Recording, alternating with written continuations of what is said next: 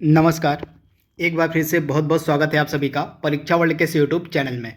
दोस्तों, आज से हम ग्राम समाज एवं विकास के लिए मोस्ट एक्सपेक्टेड एमसीक्यूज की जो सीरीज है उसको शुरू करने जा रहे हैं। डेली बेसिस पर हम आपको जो है कुछ सेलेक्टेड एमसीक्यूज को पहुंचाया करेंगे जो कि ग्राम समाज एवं विकास से रिलेटेड एमसीक्यूज होंगे। तो आज इसका भाग 1 है। भाग 1 में हम कुछ बेहतरीन प्रश्नों को डिस्कस करेंगे आज ग्राम समाज एवं विकास के। अगर आपको ये वीडियो पसंद आए तो वीडियो को लाइक कर दीजिएगा, वीडियो को शेयर कर दीजिएगा। इसके बाद अगर आप हमारे चैनल पे पहली बार आ रहे हैं तो हमारे चैनल को सब्सक्राइब भी जरूर कर लीजिएगा।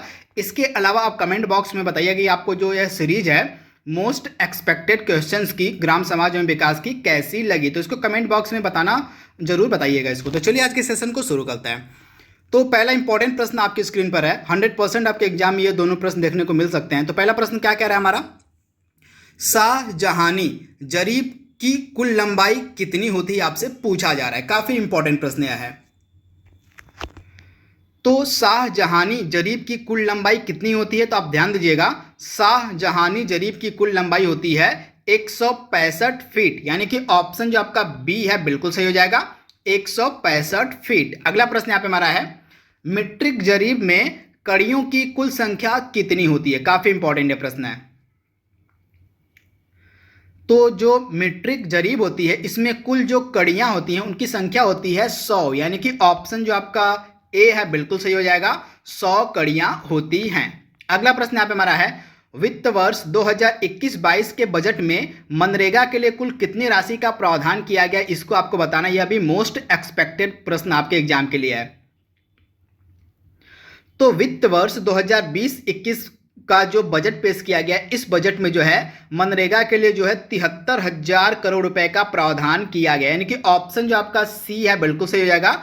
मनरेगा के लिए जो है टोटल 73,000 करोड़ रुपए का प्रावधान किया गया इस वर्ष के बजट में। तो ऑप्शन आपका जो सी है बिल्कुल सही हो जाएगा। अगला प्रश्न यहां पे हमारा है, 1 एकड़ में कुल कितने बीघे होते हैं, आपको बताना है। तो 1 एकड़ में टोटल आपका 1.6 बीघा होता है। तो राइट आंसर आपका क्या हो जाएगा, 1.6 बीघा, यानी कि ऑप्शन जो आपका ए है बिल्कुल सही हो जाएगा। आप इसे ध्यान दीजिएगा। अगला प्रश्न यहां पे हमारा है, गोकुल ग्राम योजना निम्नलिखित में से किस राज्य से संबंधित है, आपको बताना है। तो गोकुल ग्राम योजना का संबंध आपको मिलेगा उत्तर प्रदेश राज्य से। तो ऑप्शन जो आपका ए है बिल्कुल सही हो जाएगा, उत्तर प्रदेश राज्य से संबंधित है गोकुल ग्राम योजना। ऑप्शन ए आप ध्यान दीजिएगा। अगला प्रश्न यहां पे हमारा है, किस राज्य की कृषि नीति में कृषि को उद्योग का दर्जा प्रदान किया गया, आपको बताना है कि वह कौन सा राज्य है जिसकी कृषि नीति में जो है कृषि को उद्योग यानी कि इंडस्ट्री का दर्जा प्रदान किया गया तथा यह पहला राज्य भी है जिसके द्वारा कृषि को उद्योग का दर्जा दिया गया था। तो राइट आंसर आपका हो जाएगा महाराष्ट्र, यानी कि ऑप्शन जो आपका ए है बिल्कुल सही हो जाएगा। महाराष्ट्र पहला राज्य था जिसके द्वारा कृषि को उद्योग का दर्जा दिया गया। तो ऑप्शन आपका ए बिल्कुल सही है, महाराष्ट्र। अगला प्रश्न यहां पे हमारा है, वर्तमान में ग्रामीण विकास मंत्री कौन है, आपको बताना है। तो काफी इंपॉर्टेंट प्रश्न है। तो यहां पे आप देख रहे हैं, ग्रामीण विकास एवं पंचायती राज मंत्री दोनों हैं आपके गिरिराज सिंह। ऑप्शन जो आपका ए है बिल्कुल सही हो जाएगा। आप इसे ध्यान दीजिएगा। जो ग्रामीण विकास मंत्रालय है, जो रूरल डेवलपमेंट मिनिस्ट्री है, यह किसके पास है, तो गिरिराज सिंह के पास है। तो आप इसे ध्यान दीजिएगा। इसके अलावा ग्रामीण विकास राज्य मंत्री आपकी हैं साध्वी निरंजन ज्योति, और ग्रामीण विकास राज्य मंत्री आपके एक और जिनका नाम है श्री फग्गन सिंह कुलस्ते। तो इसे भी आप ध्यान दीजिएगा। अगला प्रश्न यहां पे हमारा है, NAFED जिसको हम बोलते हैं नाफेड, इसकी स्थापना कब की गई थी। काफी इंपॉर्टेंट संगठन है। तो नाफेड की स्थापना आपकी की गई थी 2 अक्टूबर 1958 के। यहाँ पे आप देख रहे हैं 2 अक्टूबर 1958 को जो है नाफेड की स्थापना की गई थी। तो ऑप्शन जो आपका सी है बिल्कुल सही हो जाएगा, 2 अक्टूबर 1958 को। तथा इसका पूरा नाम भी आपसे एग्जाम में पूछा जा सकता है। तो आप ध्यान दीजिएगा, national agricultural cooperative marketing federation of India इसका पूरा नाम है। फुल फॉर्म भी आप याद रखिएगा। तथा यह जो आपका नाफेड, इसका हेडक्वार्टर आपको मिलेगा न्यू दिल्ली में, और इसके वर्तमान में चेयरमैन है डॉक्टर विजेंदर सिंह। तो इतनी जानकारी आपको याद रखनी है नाफेड से रिलेटेड। अगला प्रश्न यहाँ पे हमारा है, भारत में सार्वजनिक वितरण सिस्टम की जो शुरुआत यानी कि पीडीएस की जो शुरुआत है कब की गई थी।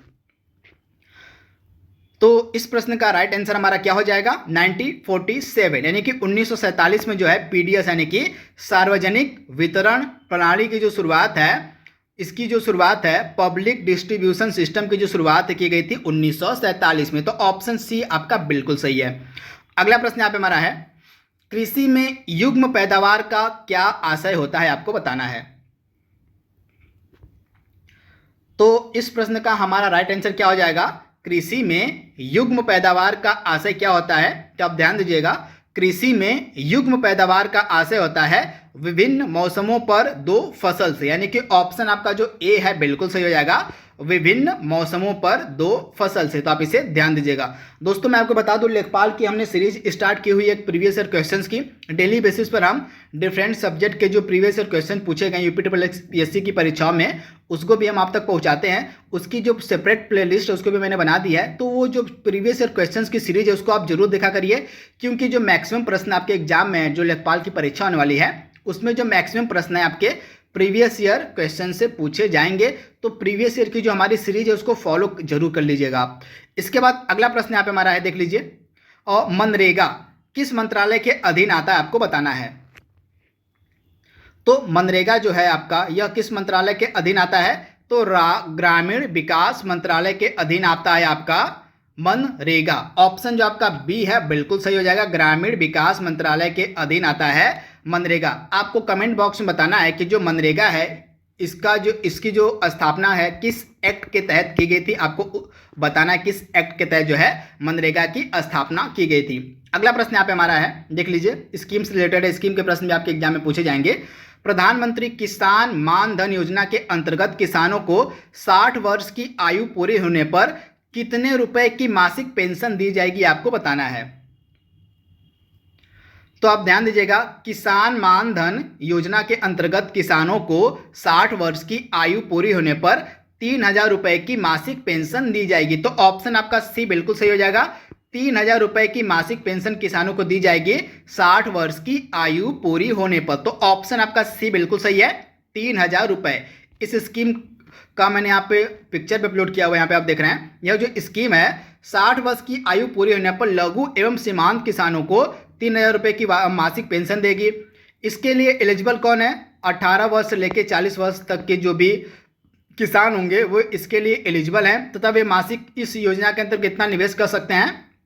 तो 55 रुपये से लेकर 200 रुपये प्रति माह जो है पेंशन निधि में जमा करके जो है 60 वर्ष की आयु पूरी करने पर ये जो है 3,000 रुपये की पेंशन हर महीने पा सकते हैं। तो इसका योगदान कितना है, 55 रुपये से लेकर 200 रुपये प्रति माह जो है इस स्कीम में जमा करना पड़ेगा 18 से 40 वर्ष तक के किसानों को, तथा जैसे ये 60 वर्ष की आयु पूरी करते हैं उनको प्रति माह 3,000 रुपये की पेंशन दी जाएगी। तो आप इसे ध्यान दीजिएगा। इस योजना का क्या नाम है, प्रधानमंत्री किसान मानधन योजना। अगला प्रश्न यहाँ पे हमारा है, निम्नलिखित भारतीय राज्यों में से किस एक का कुल वन क्षेत्र सबसे कम है, आपको बताना है।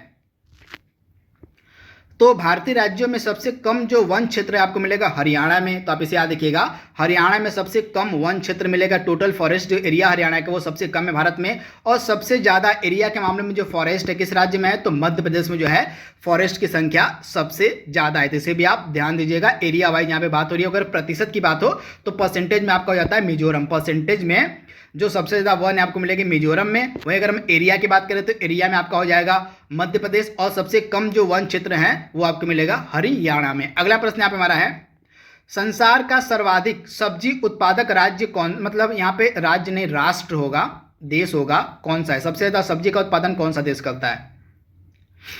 तो संसार का सर्वाधिक सब्जी उत्पादक आपका सब्जी उत्पादक नेशन है, राष्ट्र आपका है चीन। चीन का जो है सब्जी उत्पादन के मामले में पहला स्थान है पूरे विश्व में। तो ऑप्शन आपका ए बिल्कुल सही है।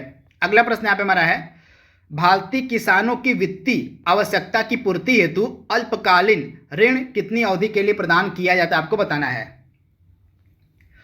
तो भारतीय किसानों की वित्तीय आवश्यकता की पूर्ति के लिए जो अल्पकालीन ऋण है वह जो है 15 महीने के लिए प्रदान किया जाता है। तो राइट आंसर आपका क्या हो जाएगा, ऑप्शन से, यानी कि 15 महीने। अगला प्रश्न यहाँ पे हमारा है, राष्ट्रीय ग्रामीण विकास एवं पंचायती राज संस्थान कहाँ पे स्थित है। तो आप ध्यान दीजिएगा, राष्ट्रीय ग्रामीण विकास एवं पंचायती राज संस्थान आपको मिलेगा हैदराबाद में। तो ऑप्शन आपका ए बिल्कुल सही है, हैदराबाद। अगला प्रश्न यहाँ पे हमारा है, विश्व में सर्वाधिक तिलहन का उत्पादन किस राष्ट्र में होता है, यानी कि वह कौन सा देश है जिसमें सबसे ज्यादा तिलहन का उत्पादन होता है। तो इसका राइट आंसर आपका हो जाएगा भारत, यानी कि ऑप्शन जो आपका ए है बिल्कुल सही हो जाएगा। अगला प्रश्न यहाँ पे हमारा है, उत्तर प्रदेश को पूर्व में किस नाम से जाना जाता है, यानी कि उत्तर प्रदेश का पुराना नाम क्या था आपको बताना है। तो उत्तर प्रदेश का पुराना नाम था यूनाइटेड प्रोविंस, ऑप्शन आपका ए बिल्कुल सही हो जाएगा। यूनाइटेड प्रोविंस जो था, संयुक्त प्रांत जो था, इसको हिंदी में हम संयुक्त प्रांत के नाम से जानते हैं। तो उत्तर प्रदेश का पुराना नाम था यूनाइटेड प्रोविंस, यानी कि संयुक्त प्रांत। तो आप इसे याद रखिएगा। उत्तर प्रदेश अपना स्थापना दिवस कब मनाता है, इसको आपको कमेंट बॉक्स में बताना है। कमेंट बॉक्स में आप जवाब दीजिएगा कि जो उत्तर प्रदेश है यह अपना स्थापना दिवस कब मनाता है। अगला प्रश्न यहाँ पे हमारा है, स्वतंत्रता से पूर्व निम्न में से कौन सी ग्रामीण विकास योजना शुरू की गई थी, यानी कि स्वतंत्रता मिलने से पहले जो है इसमें से कौन सी ग्रामीण विकास योजना शुरू की गई थी आपको बताना है। तो इसमें से जो आपकी सहकारी आंदोलन है यह स्वतंत्रता से पूर्व प्रारंभ किया गया था। यहाँ पे मैंने सभी स्कीम को लिखा भी हुआ है, देख लीजिए यहाँ पे। सहकारी आंदोलन जो है 1904 में, आदर्श ग्राम योजना आपका 1903 में, और श्री निकेतन आपका 1908 में, सेवाग्राम 1920 में, मालथंडम योजना आपका 1928 में, और इटावा पायलट प्रोजेक्ट आपका 1947-48 में। तो ये आप योजनाएं को याद कर लीजिएगा, योजनाएं भी आपके एग्जाम में पूछी जाएंगी। तो राइट आंसर आपका क्या हो जाएगा, दिए गए ऑप्शंस में से आपका हो जाएगा सहकारी आंदोलन, यानी कि option A. Sir Thomas Munro किस भू राजस्व बंदोबस्त से संबंधित है।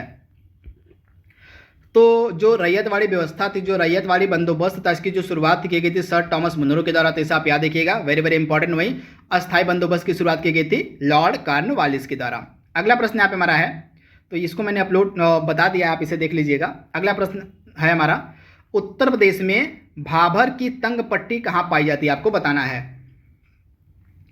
तो उत्तर प्रदेश में भाभर की जो तंग पट्टी है कहाँ पे मिलती है, तो तराई क्षेत्र में, यानी कि ऑप्शन आपका जो सी है बिल्कुल सही हो जाएगा, तराई क्षेत्र में। अगला प्रश्न यहाँ पे हमारा है, प्रयोगशाला से खेतों तक कार्यक्रम किसके द्वारा प्रारंभ किया गया। तो प्रयोगशाला से खेतों तक यह जो कार्यक्रम है, यह जो प्रोग्राम है, शुरू किया गया था भारतीय कृषि अनुसंधान परिषद के द्वारा। तो ऑप्शन आपका ए बिल्कुल सही हो जाएगा, भारतीय कृषि अनुसंधान परिषद के द्वारा इस कार्यक्रम को शुरू किया गया था। इस कार्यक्रम का नाम है प्रयोगशाला से खेतों तक। तो राइट आंसर आपका हो जाएगा ऑप्शन ए।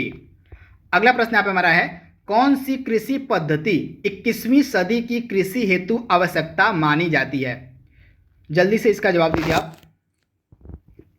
तो इस प्रश्न को अभी हम होल्ड पे रखते हैं। इस प्रश्न में मुझे थोड़ा सा कंफ्यूजन है इसके आंसर में, तो इसको अभी हम होल्ड पे रखते हैं। जब हम दूसरा इसका वीडियो अपलोड करेंगे ग्राम समाज में विकास के मोस्ट एक्सपेक्टेड क्वेश्चन का, तो उस वीडियो में इस प्रश्न का आपको आंसर मिल जाएगा। तो इसको अभी आप होल्ड पे रखिए। अगला प्रश्न यहाँ पे हमारा है, केंद्रीय भेड़ एवं ऊन अनुसंधान संस्थान कहाँ स्थापित है। तो केंद्रीय भेड़ एवं ऊन अनुसंधान संस्थान आपको मिलेगा अंबिका नगर में। अंबिका नगर आपको मिलेगा जयपुर में। तो अंबिका नगर जो कि जयपुर में है, यहीं पे आपको मिलेगा केंद्रीय भेड़ एवं ऊन अनुसंधान संस्थान। तो आप इसे याद रखिएगा, इसका नाम है अंबिका नगर। तो आप इसे ध्यान दीजिएगा, यह जयपुर में है। तो दोस्तों यहाँ पे हमने कुछ बहुत ज़्यादा ही सिलेक्टेड प्रश्नों को डिस्कस किया है ग्राम समाज में विकास के। आई होप यह वीडियो आपको पसंद आएगा। तो आज के लिए बस इतना ही। Thank you, thanks for watching, thank you.